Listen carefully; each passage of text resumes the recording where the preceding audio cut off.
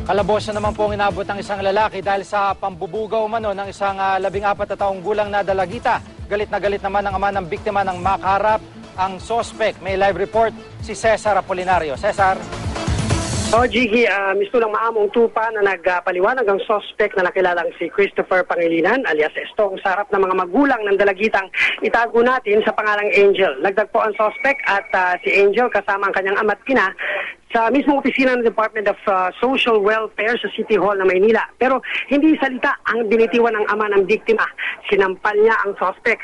Nagngingit-ngit sa galit ang ama ni Angel matapos itong malaman na ibinugaw umano ni Estong ang 14 na taong gulang na anak sa kung kani-kaninong lalaki.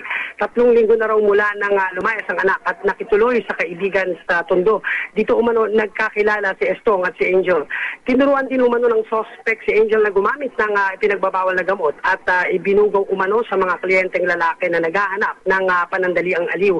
Kinumpirma ito ng DSWD. Katunayan, nasa influensya raw ng droga si Angel nang ma-rescue kahapon sa tulong na rin ng magulang ng biktima. Ang ama naman ni Angel ay makikipagtulungan daw sa DSWD na hanapin ang iba pang biktima ng suspect.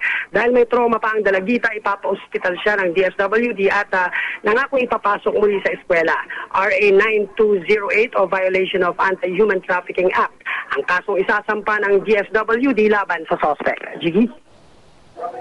Maraming salamat, Cesar Apolinario.